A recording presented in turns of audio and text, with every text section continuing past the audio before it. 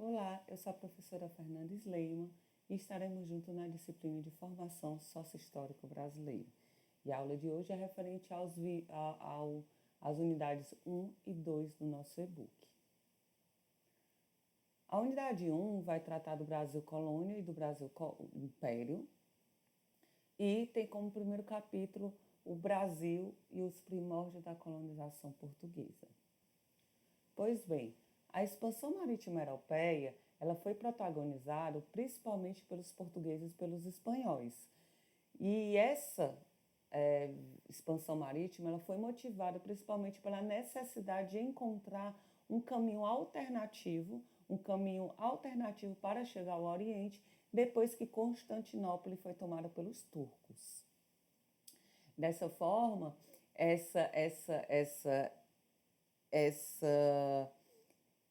essa necessidade fez com que tanto Portugal quanto a Espanha procurassem caminhos alternativos, que fez com que fossem descobertos, fossem conhecidas diversas terras até então desconhecidas pela Europa.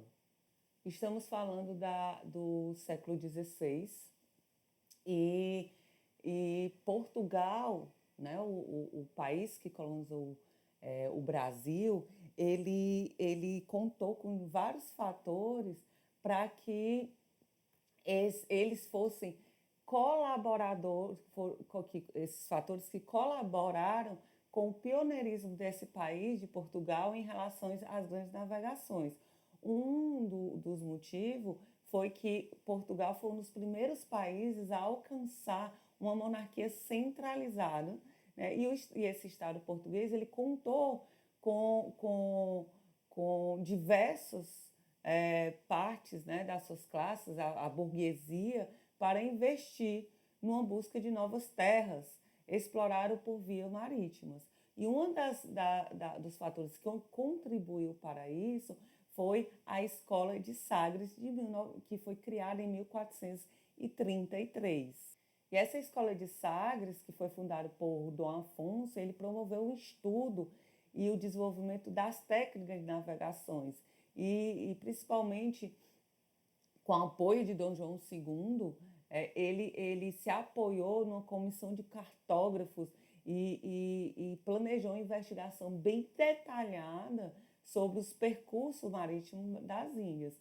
Então, eles passaram a utilizar novos recursos de navegação, de conhecimento sobre a navegação, de astronomia, e criou, né, condições para alcançar e lançar a terra a águas mais longínquas do Oceano Atlântico. E o que buscavam esses grandes navegadores? A principal o principal objetivo era a aquisição de bens materiais, de riquezas. Então, eles almejavam buscar encontrar principalmente as especiarias, né, que essas especiarias serviam para maquiar o gosto ruim, né, dos alimentos que carecia de métodos de conservação, e essas especiarias serviam para maquiar esse gosto dessas carnes e desses alimentos apodrecidos, e também em busca de ouro. Então, outro fator que também existia também um grande espírito de aventureiro nessa época, que eram contados, lendas que eram contadas desde a Idade Média, que dizia que existia mundos desconhecidos, monstros marinhos, sereias, unicórnios, dragão. Então, também tinha esse espírito aventureiro desses grandes navegadores. E como já foi dito antes, além de Portugal, a Espanha também estava em busca, né, de conquistar, de buscar novos caminhos para chegar a esse Oriente, e investir também na conquista de novos territórios. E houve um conflito de interesse entre Portugal e Espanha. E para resolver esse conflito, esse problema, foi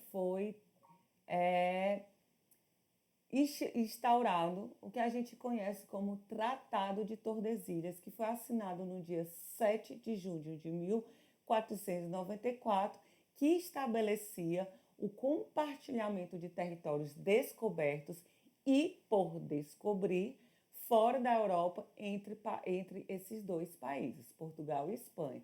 Então, por meio desse tratado, foi estabelecido uma linha demarcatória a 370 léguas ao oeste da ilha de Santo Antão, no arquipélago de Cabo Verde, e os territórios localizados ao leste dessa linha eram de Portugal, e os territórios que ficariam ao oeste dessa linha demarcatória seria para a Espanha.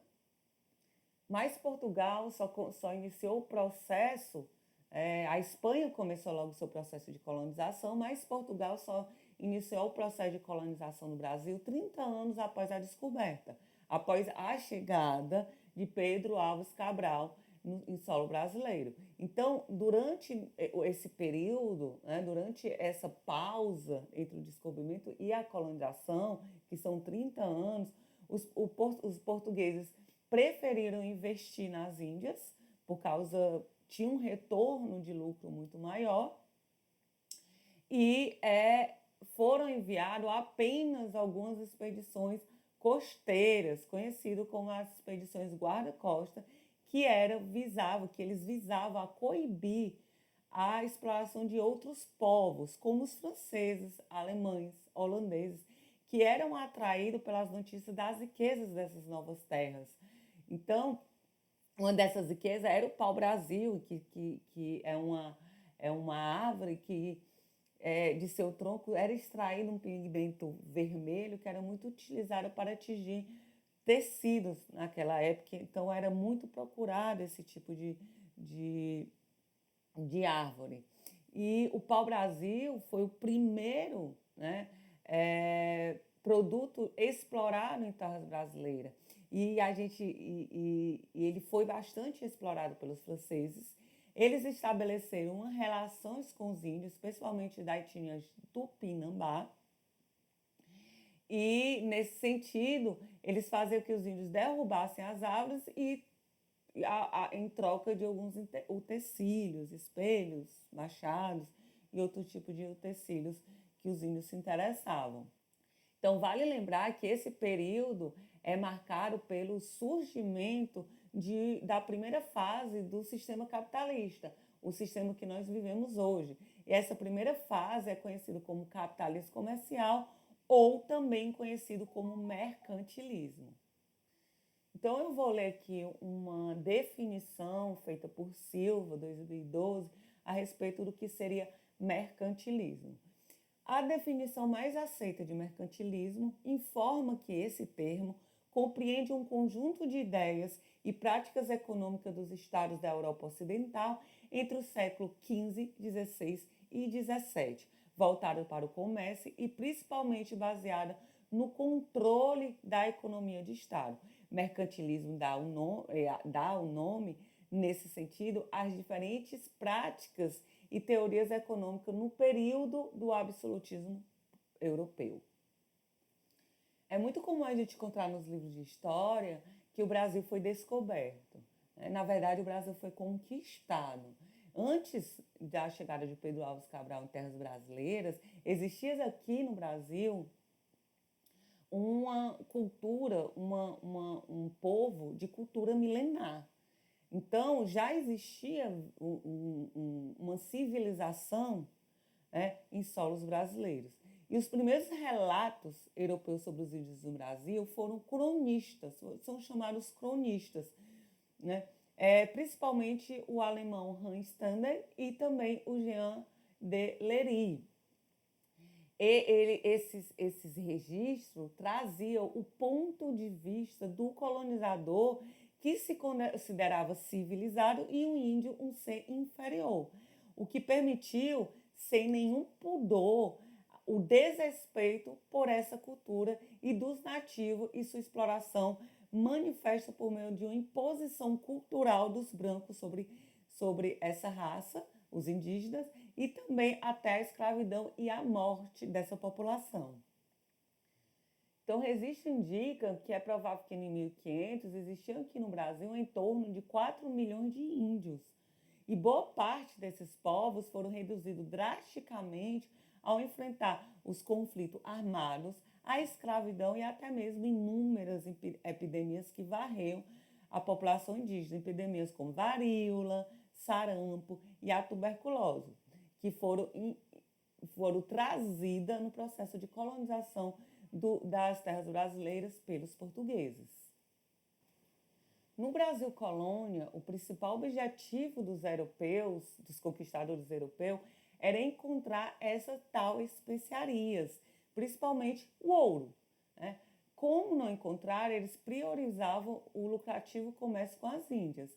Então, diante da presença clandestina de vários povos europeus, né, que foram realizados, né, a exemplo dos franceses, um processo de extrativista e comercial sem autorização de Portugal, de produtos originados do Brasil, produtos matérias-primas como o pau-brasil.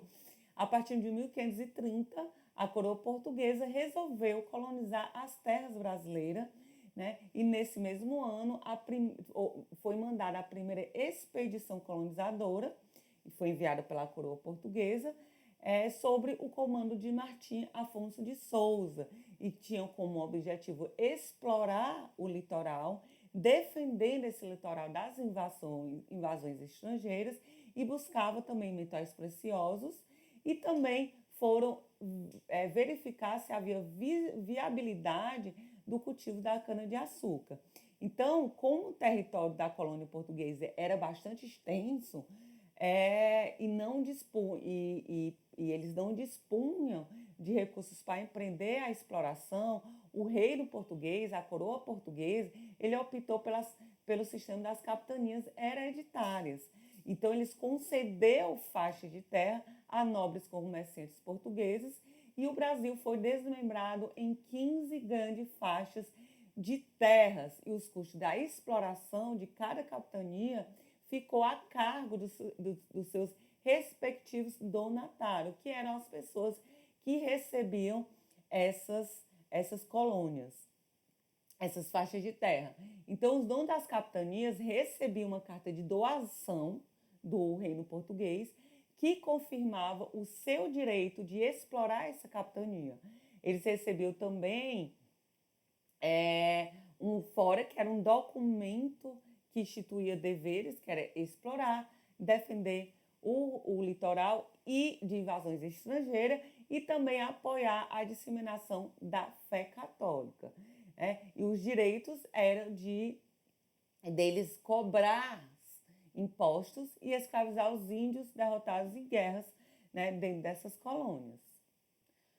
Porém, em pouco tempo, a coroa portuguesa percebeu que esse sistema adotado, as capitanias hereditárias, não funcionaria. Por quê? Porque existia uma grande escassez de recursos por parte desses donatários, e obstáculos por conta da comunicação, da defesa contra os invasores, e essa grande extensão territorial, né, empecilhos de ordem natural e até a insubordinação dos colônios e a hostilidade dos indígenas, que defendia essa dominação europeia, foi as causas principais do fracasso do sistema de capitanias hereditárias. E para substituir esse sistema, a coroa portuguesa resolveu criar um governo central. E esse governo substituiu um modo descentralizado de gestão desse território, que eram as capitanias hereditárias, e passaram uma gestão de território por um modo centralizado, tendo o governador-geral à frente, né, dessa governança, e que era a representação máxima do poder da colônia, e era nomeado pelo rei, e devia a esse rei a obediência e a subordinação. E as principais funções desse governador-geral eram proteger o litoral e combater os ataques indígenas, incrementar a exploração colonial e a produção açucareira e consolidar o povoamento dessa colônia. E para isso ele contava com a colaboração de outras pessoas. O capitão Mor, por exemplo, que era incumbido pela defesa contra as invasões estrangeiras e ao combate aos indígenas, e o ouvidor Mor, que era encarregado pela justiça, e por fim o provedor Mor, que competia a ele a cobrança de impostos. Então, submetido a essas leis e à religião portuguesa, o Brasil foi transformado em uma colônia de exploração. E nesse sentido, por meio da política do Pacto Colonial, que era uma política que só permitia a relações comerciais entre colônia com sua metrópole, a metrópole determinava o que a colônia deveria produzir e os produtos que eram exportados eram levados exclusivamente para Portugal. Então, nos primeiros anos de exploração colonial, foi implementada a produção açucareira e, na época, em regiões como a Bahia e Pernambuco, foi cultivada a cana-de-açúcar, né? Instalados os engenhos de exploração da cana-de-açúcar e foram desenvolvidos principalmente pela escravidão, principalmente dos negros trazidos da África. Então, essa açúcar foi a segunda, depois do pau-brasil, produto de exploração em solo brasileiro, que o açúcar era considerado o ouro branco. Então, os portugueses, para promover a indústria canavieira no Brasil, contaram com o apoio dos holandeses, né, tanto por meio do compartilhamento de tecnologias, de produção e comercialização, quanto no investimento financeiro propriamente dito. Então, com o tempo, né, houve a cobrança de alguns impostos, as cobranças da burguesia holandesa começaram a provocar uma insatisfação dos senhores de engenho, levando à organização de uma resistência e conduzindo a um movimento que teria um desfecho à expulsão definitiva dos holandeses nos territórios por eles ocupados, que era principalmente o Nordeste brasileiro. Então, entre 1645 e 1654, com a articulação de escravos, índios e senhores de engenho, foi deflagrada a insurreição pernambucana, que teve como momento ápice a Batalha dos Guararapes. Além da revolta dos Guararapes, existiram vários movimentos de resistência e revolta nesse período colonial.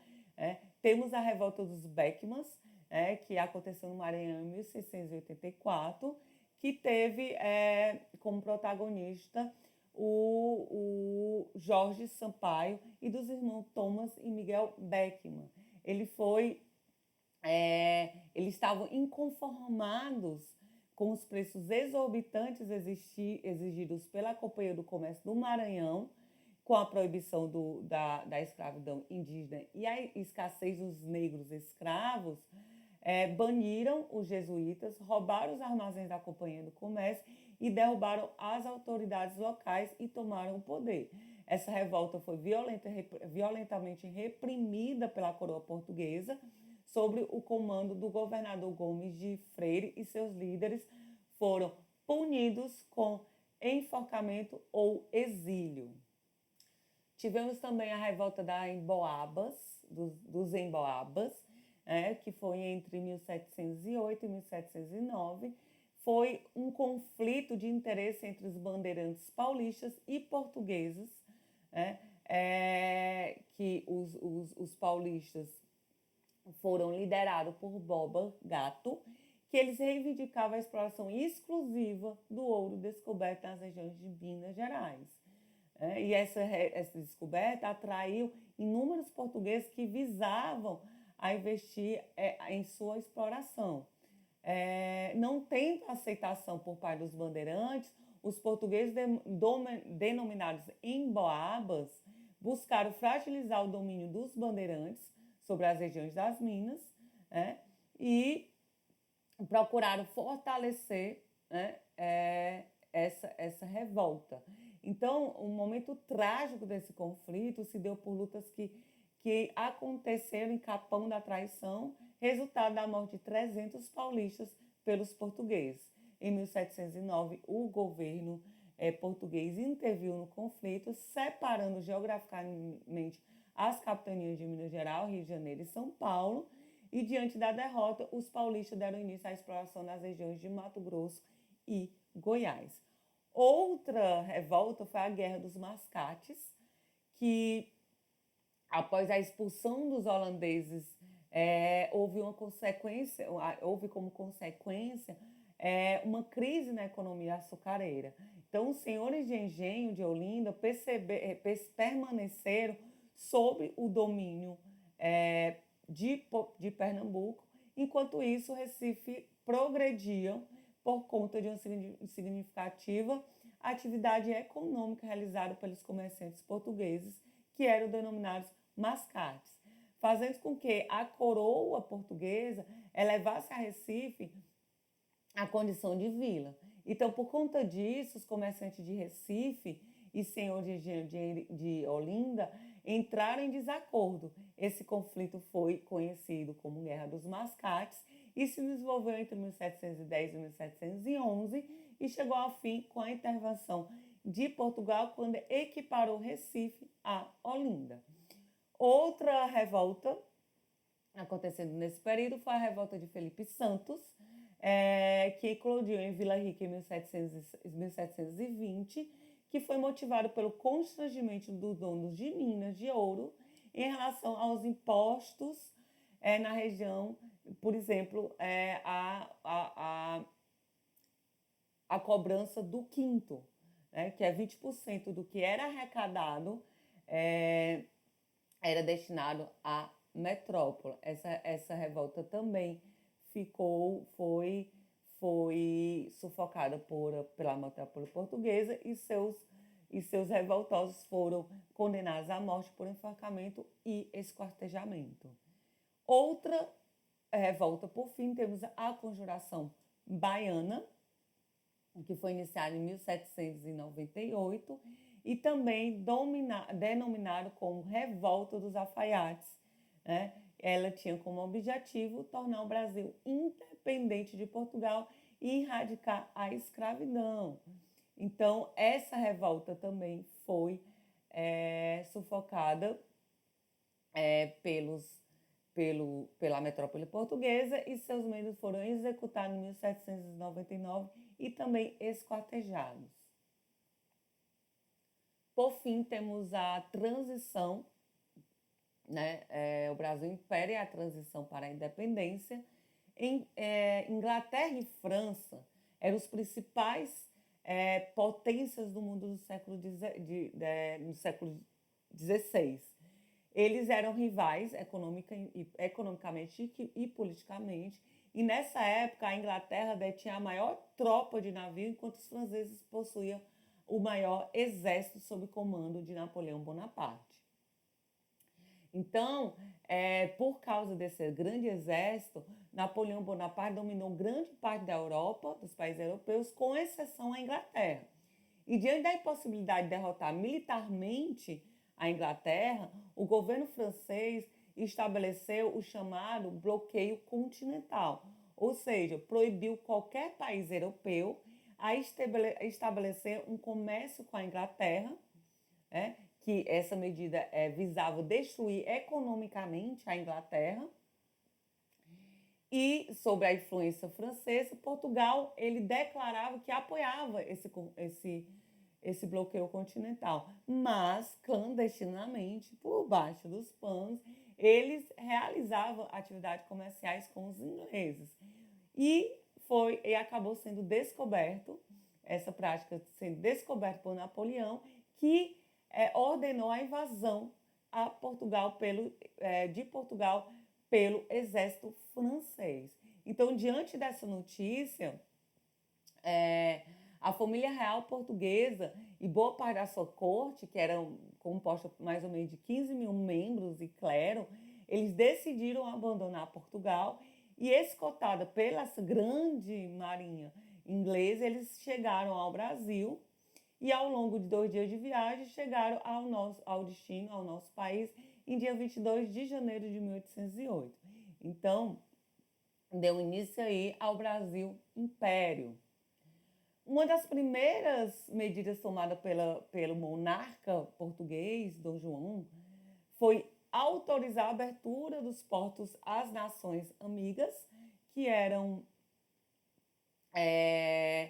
a Inglaterra, né?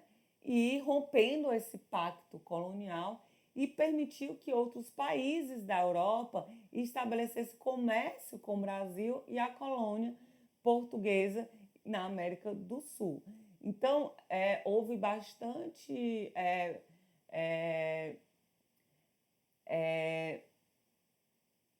fixação, por exemplo, de taxas alfandegárias de valores menores para a Inglaterra, que fez com que houvesse esse contato maior com a Inglaterra, rompendo assim definitivamente o pacto colonial. Então, após a derrota de Napoleão em 1815, a família brasileira optou por permanecer, a família real optou por permanecer na colônia, e por conta da Revolução do Porto, ocorrida em Portugal. Porto é uma região de Portugal, que a Revolução do Porto, que aconteceu em 1820, Dom João foi obrigado a retornar e foi pressionado a recolonizar o Brasil, deixando aqui seu filho Dom Pedro I. 2 anos após a corte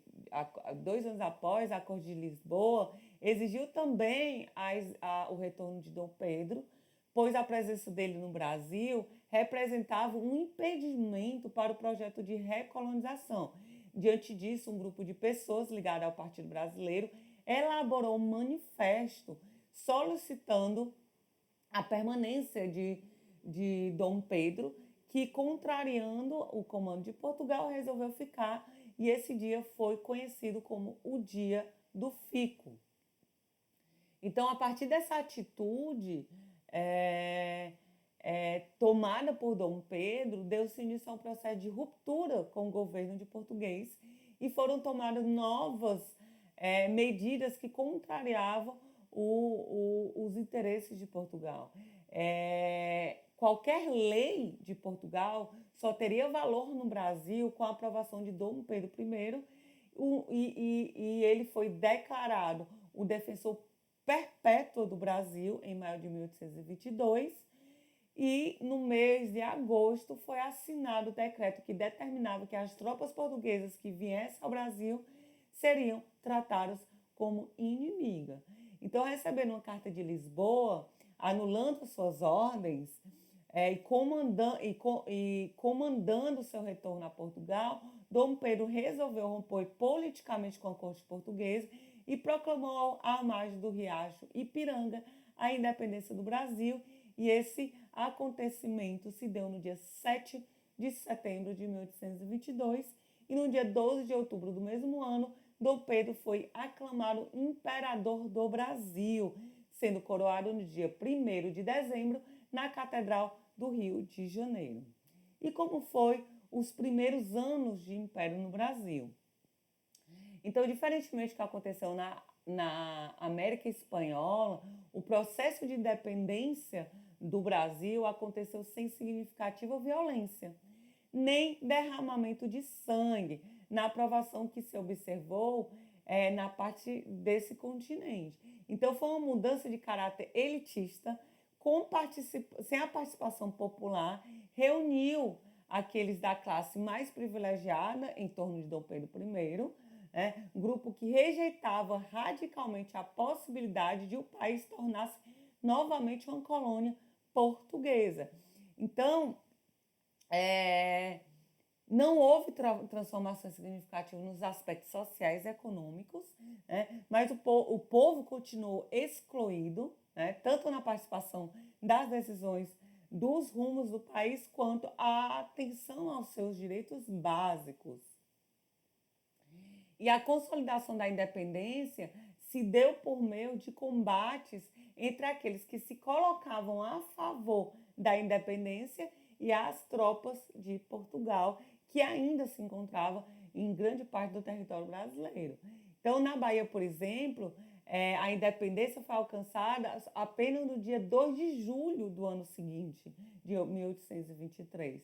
E atualmente, nesse estado, a referente data compreende uma das comemorações mais populares, né, da Bahia. Então, os norte-americanos, eles reconheceram a independência do Brasil em 1824.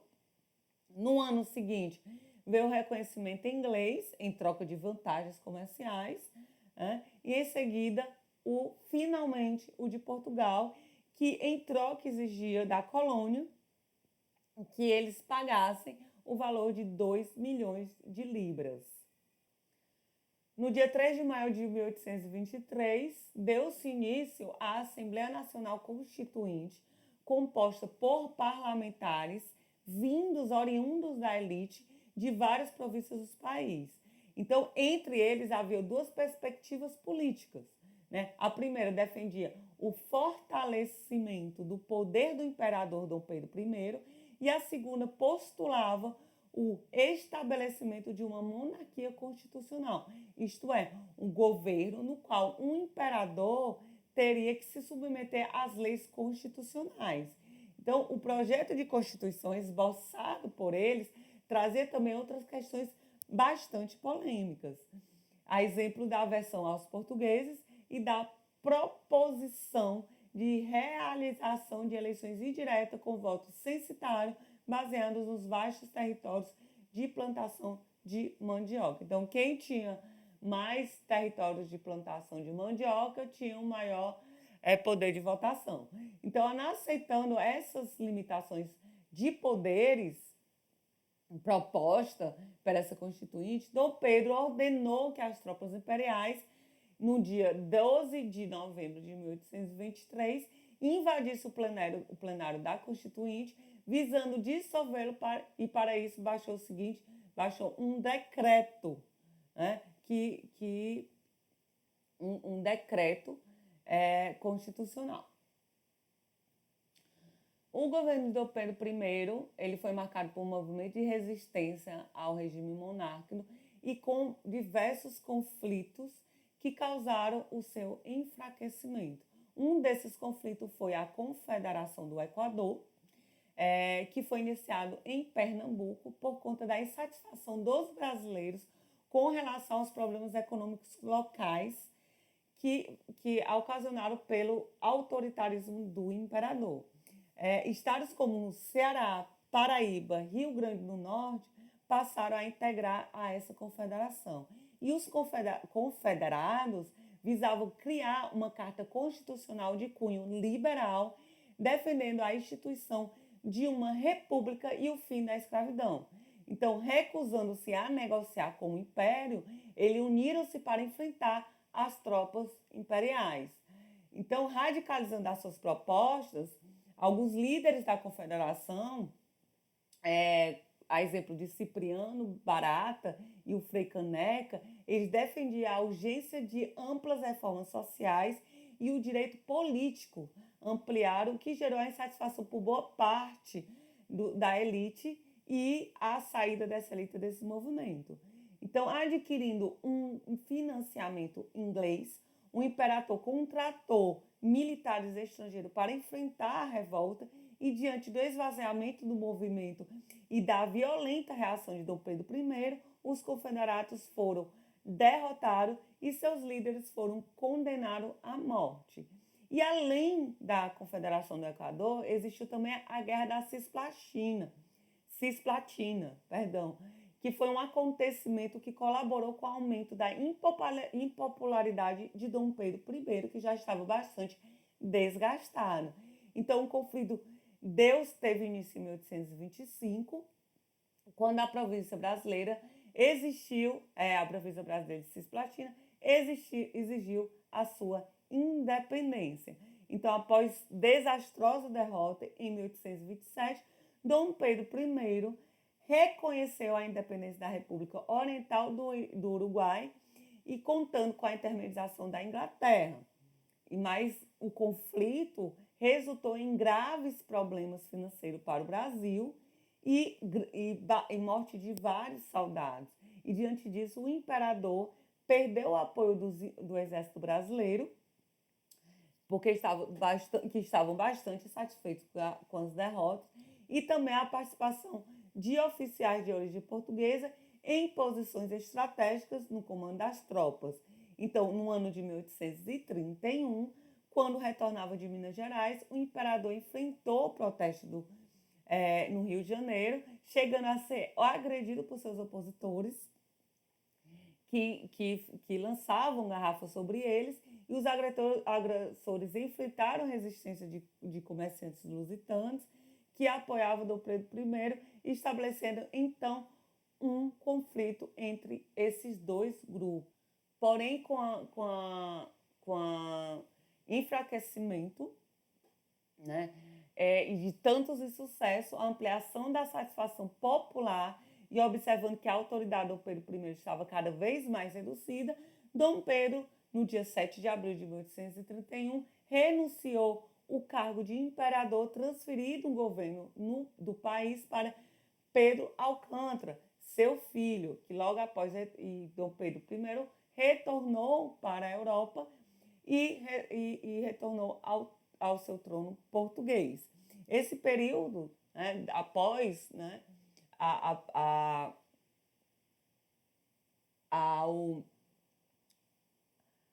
transferência de Dom Pedro I ao reino para seu filho, ficou conhecido como um período da regência. Então, com essa impossibilidade de Pedro Alcântara, por ter pouca idade, o Brasil passou a ser conduzido por regência. Os primeiros à frente da gestão do país eram liberais moderados e se empenharam em controlar conflitos de cunho político no Brasil. Então, em 1831, Francisco de Lima e Silva e José Joaquim Carneiro de Campos e Nicolau Pereira de Campos Vergueiro compuseram o que ficou conhecido como Regência Trina provisória, atuando essa regência por 2 meses. Nesse período, ampliaram os poderes da Câmara dos Deputados para que pudessem intervir nas ações do governo em curso e trabalharam para que uma nova regência fosse acolhida. A escolha dessa nova regência aconteceu no dia 17 de junho, no mesmo ano, e foi a regência permanente dos senhores José Costa Carvalho, Francisco Lima e Silva e João Braulio Muniz. E no último ano de atuação da regência trina permanente, em 1834, foi aprovado o ato adicional que autorizava a criação da Assembleia Legislativa nas províncias do país, né, a extinção do poder moderador e a determinação para a próxima regência ser una. Então, em 1835, o padre Diogo Antônio Feijó, anteministro da Justiça, assume a regência una, em meio a um clima de intensa oposição, né, inclusive de membros do seu próprio partido, e de uma grande confusão social, e diante dos desafios que enfrentava,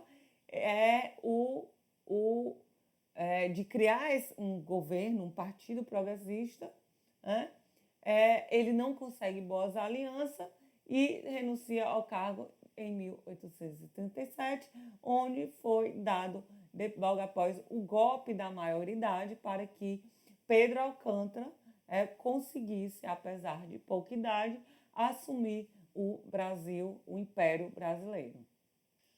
Durante o governo imperial de Dom Pedro, sob pressão inglesa, foram tomadas medidas de caráter absolutistas, e a primeira delas foi a Lei Eusébio de Queiroz, em 1850, que determinou o fim do tráfico negreiro. Logo após foi a Lei da Ventre Livre, que estabeleceu que as crianças nascidas a partir daquelas datas, nascidas de escravo a partir daquela data, estariam livres, e as leis dos sexagenários, que libertavam escravos maiores de 65 anos. A Lei Áurea, por fim, em 1888, aboliu a escravidão no Brasil definitivamente.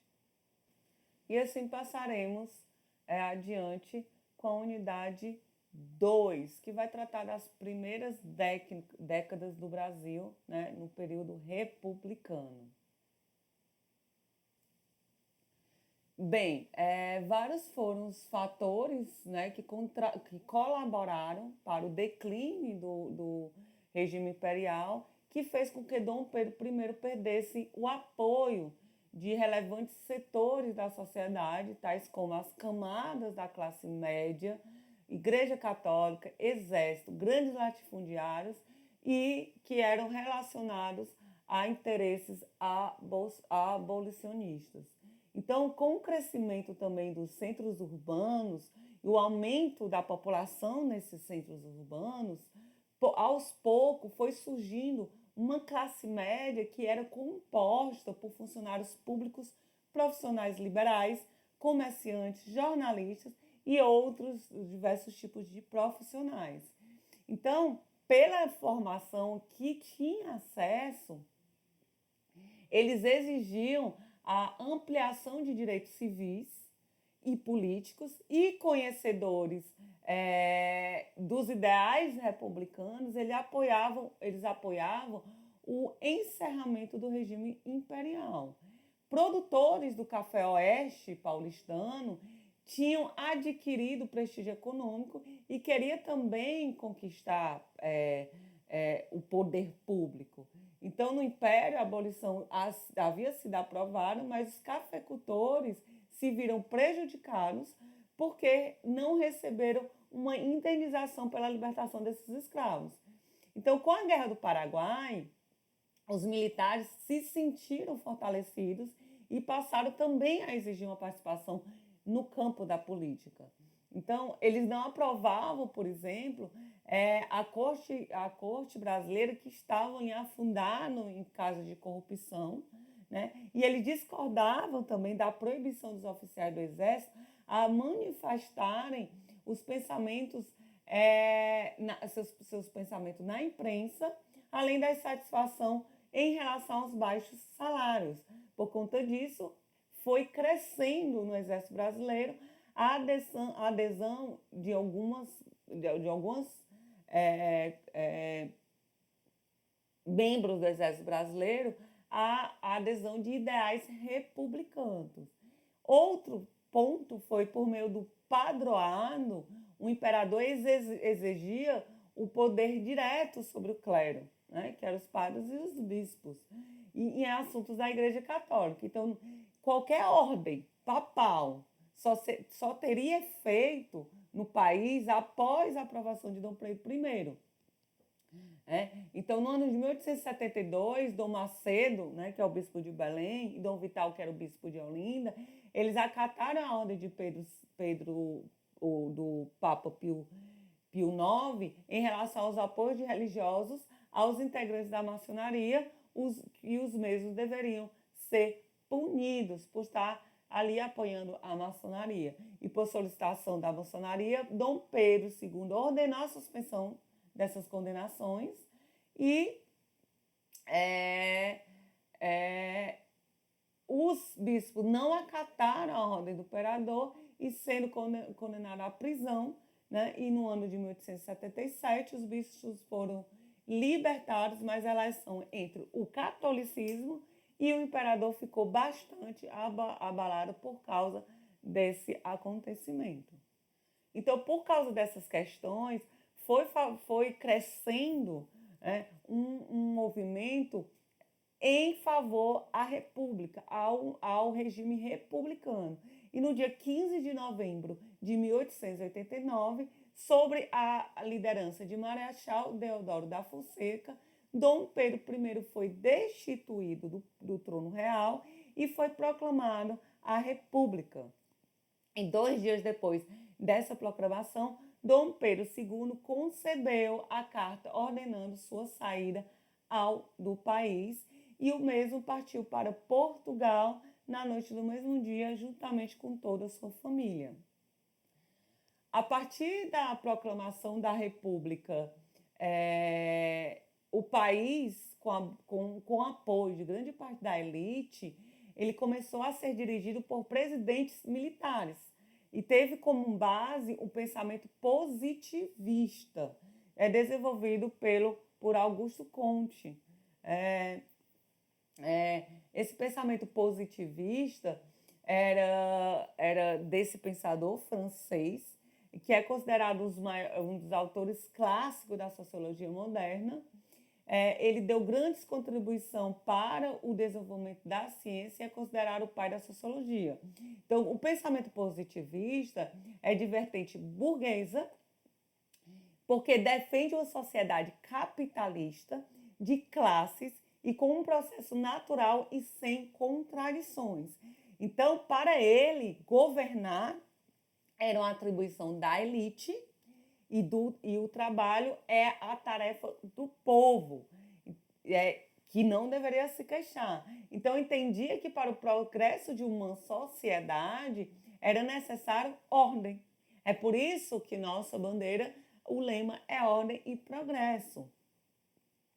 Então, a política desenvolvida pelo Marechal Deodoro da Fonseca e depois pelo Marechal Floriano Peixoto, foi de caráter bastante centralizadora.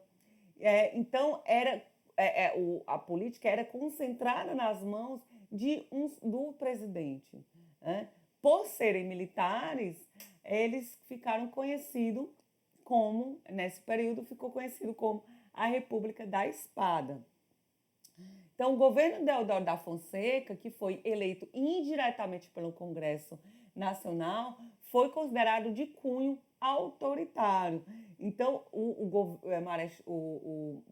Deodoro da Fonseca, ele não aceitava crítica e exerceu uma censura muito forte aos opositores jornais, né, que eram os jornais opositores e da época, até mesmo, né, condenando algumas pessoas que se demonstravam contra seu governo. No ano de 1891, foi promulgada a primeira Carta Constitucional da República, inspirada no modelo norte-americano e o pensamento filósofo francês, o positivismo, e por meio dela o Brasil passou a ter o nome de Estados Unidos do Brasil, a igreja foi separada do Estado e o catolicismo deixou de ser a religião oficial do país, como se praticava, né, nos tempos da colônia e império. O ensino adquiriu também um caráter leigo. Foi extinto a pena de morte e as províncias passaram a ter um nome de Estado dentro de uma perspectiva de república federativa, que era uma autonomia relativa dos Estados.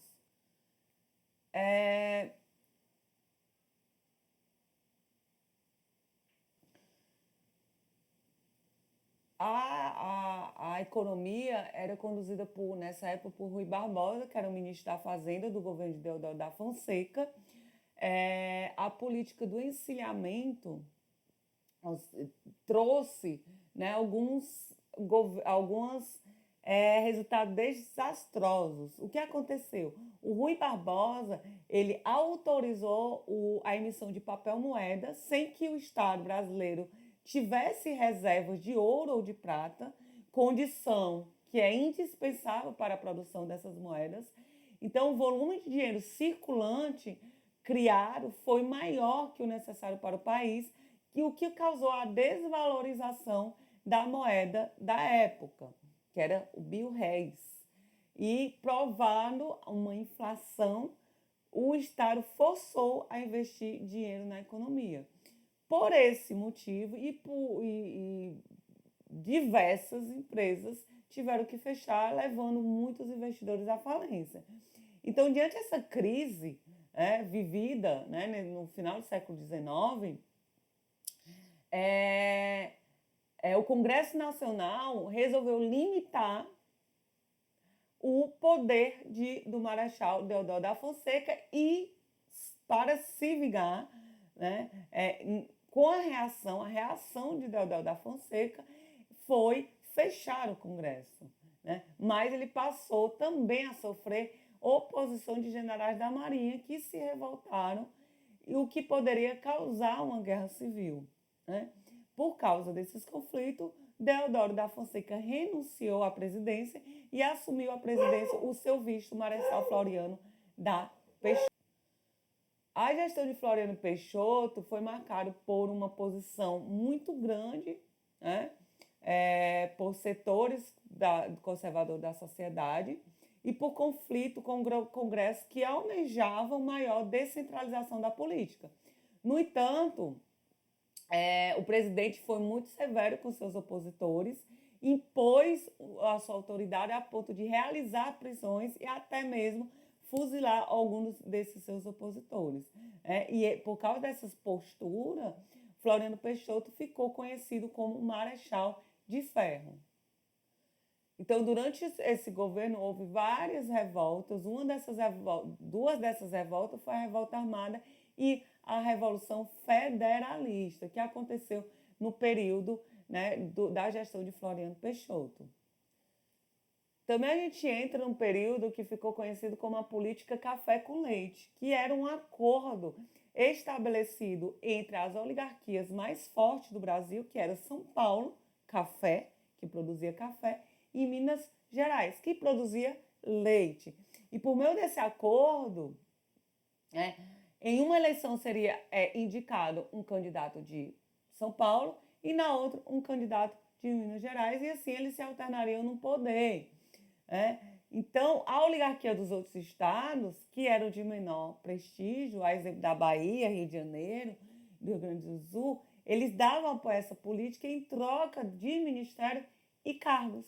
Então, no mês de fevereiro de 1906, os governadores de Minas Gerais, Rio de Janeiro e São Paulo se reuniram para construir um acordo sobre a política de valorização do café, sobre a aprovação do presidente do Brasil, e dessa discussão saiu a assinatura do convênio de Taubaté. Então, por meio dessa política dos governadores, a decisão tomada em consenso entre o presidente Campos Salles e os governos estaduais estabeleceu um apoio mútuo e de autonomia entre Estado e o governo federal. Então, o primeiro presidente civil foi do Brasil, que não foram... O primeiro presidente civil do Brasil, ou seja, presidentes que não compunham a cúpula militar, foi Prudente de Moraes, que era integrante do Partido Republicano Federal e foi o primeiro, como eu disse, governo civil do Brasil, que durou entre 1894 a 1898 e foi eleito por voto direto, em consonância com a Constituição brasileira e com o apoio da oligarquia cafeicultora do país. No governo de Prudente de Moraes, ele concedeu financiamentos para a indústria brasileira e elevou a taxa alfandegária. E com isso ele pôs entraves para a importação. Ele tinha como objetivo inicial unir as oligarquias das várias regiões do Brasil e melhorar as relações com o governo federal com os militares. Esse Prudente de Moraes ele teve que lidar com a administração da Revolta de Canudos, que foi liderado por Antônio Vicente Mendes Maciel, ou seja, Antônio Conselheiro.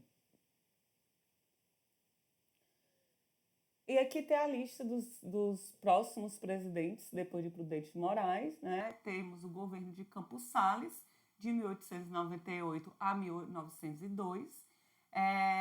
No governo de Campos Sales foi estabelecida a negociação com credores internacionais com o intuito de saldar antigos empréstimos e resolver alguns problemas financeiros que o Brasil passava. Então, essa política de moratória que visava, né, que sem o empenho pela valorização monetária, por meio da supressão do meio circulante e a queima de moeda, deu-se o nome de Fouilles Louan. Outro presidente, após o Campos Sales, né, foi Rodrigues Alves, que governou entre 1902 a 1906. No governo de Campos Sales foi estabelecido um tratado entre a Bolívia e o Brasil que, garantindo a conquista do Acre, e adotado a política de valorização do café com a compra do Estado da produção do excedente do café e do estoque, né, desse café, que ficou conhecido como Convênio de Taubaté. A gestão de Campos Sales ele enfrentou momentos conturbados associados ao processo de modernização da capital do país, que era Rio de Janeiro, que demandou a intervenção em favelas e cortiços, que o presidente mandou derrubar essas favelas e cortiços para a ampliação de avenidas e, consequentemente, a retirada dessas comunidades carentes das regiões centrais. Então, seu governo também foi marcado por uma inflação, consequência do custo alto de vida no país. Outra coisa que aconteceu no governo de Rodrigues Alves foi a revolta da vacina. Em 1904, bem no meio do governo de Rodrigues Alves, houve um surto de varíola e febre amarela e foi estabelecida a vacinação obrigatória por Oswaldo Cruz, que era o ministro da Saúde na época, e houve, por causa disso, uma resistência contra as iniciativas da vacinação obrigatórias, culminando no conflito que durou 10 dias, que envolveu a população de um lado e as autoridades empenhadas no combate da varíola de outro, né? Que ficou conhecido como a revolta da vacina. Outra gestão foi a gestão de Afonso Pena, de 1906 a 1909, e que teve como uma das principais iniciativas a construção da Ferrovia Noroeste, que visava integrar São Paulo e Mato Grosso, né? O governo não foi concluído por conta do inesperado morte do presidente. Em 1909. Então, no mesmo ano, Afonso foi substituído por Nilo Peçanha, que governou o Brasil dos anos 1909 a 1910. Com Nilo Peçanha foi criado o Serviço de Proteção aos Índios, que teve à frente o Marechal Rondon. Em 1910, temos o presidente Hermes da Fonseca, que governou até 1914, e um período que eles enfrentam também a revolta da Chibata e a revolta do Contestado. Também temos o governo de Venceslau Braz, que governou de 1914 a 1918, que teve o início no setor da produção de tecidos. Ele participou de movimentos anarquistas, conflitos, que teve a participação de alguns movimentos de anarquistas, conflito com grevista, com a polícia e repreensão. Então, no governo de Epitácio Pessoa, logo após, 1919 a 1922, foi criada a Inspetoria Federal das Obras contra a Seca, no Nordeste do Brasil, e estimulada as políticas de importação e valorização no café. No entanto, o governo foi marcado pela balança comercial desfavorável e pelo enfraquecimento da indústria nacional, gerando inflação e a alta do custo de vida e, consequentemente, a insatisfação popular. Já no governo de Arthur Bernardes, em 1922 a 1926, ele enfrentou várias vertentes oposicionistas, conflitou com grupos estaduais que opunham ao seu governo e assistiu à intensificação dos movimentos tenentistas e à criação da Aliança Libertadora. Em 1926 a 1930, Washington Luiz é o último presidente da República Velha. Ele tinha como principal tema governar e abrir estradas e desenvolveu políticas de combate à inflação e de estabilização da moeda nacional. O seu governo coincidiu com a crise de 1929, que foi marcado com a queda da Bolsa de Valores de Nova York, o que afetou diretamente a economia brasileira, a queda da cotação do café, e provocou a pressão das oligarquias cafeeiras para a doação de instrumento de defesa do café. O Washington Luiz ele rompeu com a política café com leite, indicando para suceder o paulistano Júlio Prestes, em oposição ao estado de Minas Gerais. O Rio Grande do Sul e Paraíba indicaram por meio da Aliança Liberal e com o apoio de alguns tenentes da classe média e oligarquias, contrário do governo de então Getúlio Vargas e João Pessoa para candidatos a vice e presidente. Júlio Prestes ele venceu o pleito sob a acusação de fraude eleitoral. Houve uma constatação do resultado com o assassinato de João Pessoa, que foi assassinado na Paraíba, aumentou a comoção popular. Então, Washington Luiz foi deposto pelo Exército, estabelecendo-se o governo provisório sobre a aliança de Getúlio Vargas, e que era até então governador do Rio Grande do Sul. E aí a gente já passa para os conflitos sociais no campo do Estado e classes sociais no Brasil pós-1930. Então, Vargas assumiu o poder, o governo do Brasil, tendo reconhecimento da população das grandes cidades brasileiras e das oligarquias insatisfeitas com a gestão de Washington Luiz, que iniciou e que encerrou o que foi a República Velha, que era uma república oligárquica. Então, o golpe militar de 1930 teve início em outubro do mesmo ano, de 1930, no Rio Grande do Sul e se propagou por todo o país, contando com a atuação direta de tenentes. No mês de novembro, os líderes do golpe entregaram a Getúlio Vargas, no Palácio do Catete, Rio de Janeiro, a sede da presidência da República. Então, em âmbito local, vários tenentes assumiram a administração. Então, Getúlio Vargas foi o presidente que mais tempo ficou no cargo, foi de 1930 a 1945.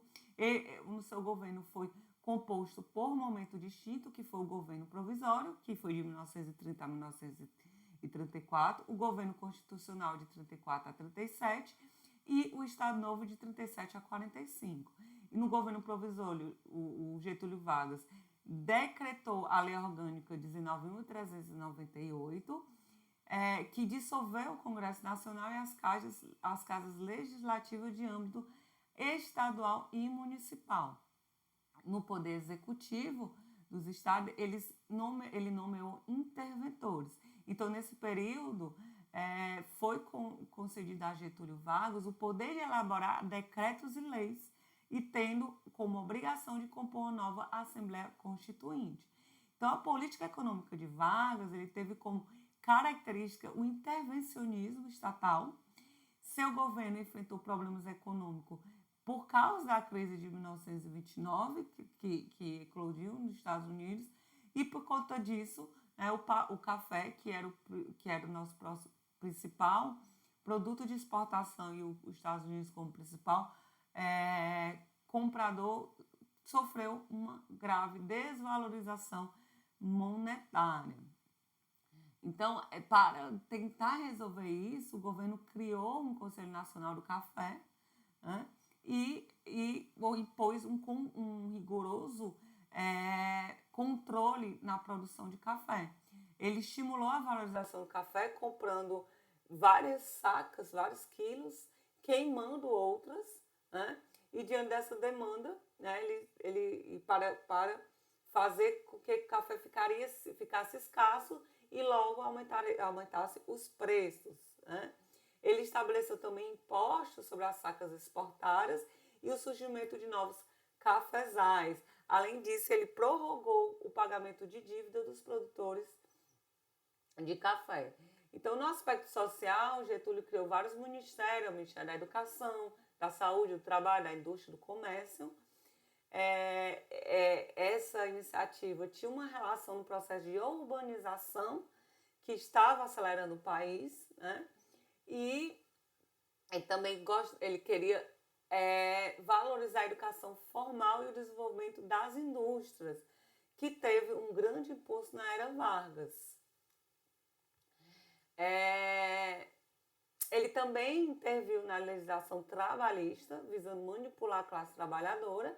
Ele extinguiu a diferenciação salarial para o mesmo trabalho, um amparo às mulheres em situação de gravidez, a regulamentação do trabalho de mulheres e trabalho infantil, o estabelecimento da jornada diária do trabalho de 8 horas, o salário mínimo também foi criado no governo Getúlio Vargas, o direito às férias remuneradas, a indenização e demissão sem justa causa, o descanso salarial remunerado, e foram medidas tomadas por Getúlio Vargas no âmbito trabalhista que perduram quase todas elas até hoje.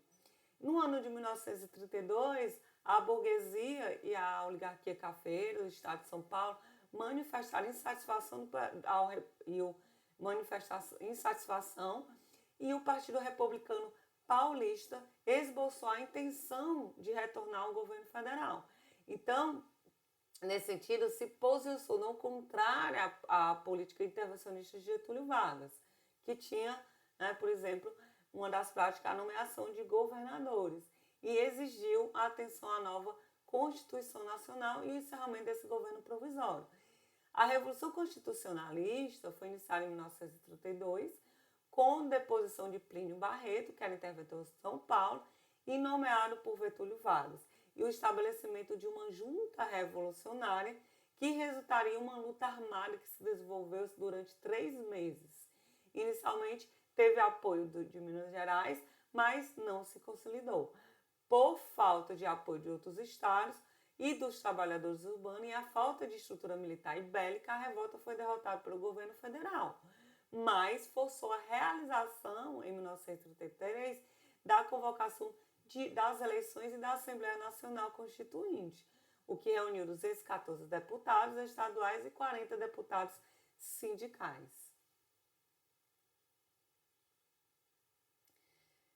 No dia 17 de julho de 1934, Getúlio Vargas foi eleito, dessa vez de forma indireta, por meio da votação da Assembleia Constituinte e derrotando seu adversário no pleito, que era Borges de Medeiros. O início do governo constitucional de 1934 foi marcado pela diminuição dos salários, pelo aumento do desemprego e pelos graves problemas e pelos conflitos sociais, né? Exemplo disso tinha da pobreza da maioria da população brasileira. Então, nesse período, o governo também teve que lidar com 2 grupos que mobilizaram grandes projetos de liderança do Brasil, que era a Ação Integralista Brasileira, a IBE, e a Aliança Nacional Libertadora, a ANL. Em 1937, com a desculpa de dar fim às ameaças que poderiam combater a estabilidade política, Getúlio Vargas determinou o fechamento do Congresso e ortogou uma nova Constituição inspirada na Carta Constitucional da Polônia. Então, Getúlio Vargas, para firmar-se no poder, teve que derrotar a oligarquia de São Paulo, a Ação Integralista, a Aliança Nacional Libertadora, e a partir de 1937, apoiando-se em mecanismos de propaganda e repreensão, põe em prática o seu projeto de modernização do país, o Estado Novo, que foi um governo ditatorial conduzido por Getúlio Vargas, que teve início em 1937 e se estendeu até 1945. Logo após, logo após assumir, Getúlio Vargas substituiu os comandos militares, nomeou interventores para os estados, ou seja, governadores, e outorgou a nova Constituição e extinguiu todos os partidos políticos. O Estado Novo inaugurou o populismo no Brasil, inspirado no fascismo italiano, e que vai ser um dos temas da nossa próxima aula, referentes às unidades 2 e 3 do nosso e-book. Voltamos até a próxima aula e voltamos a nos encontrar no próximo vídeo. Boa sorte e bons estudos!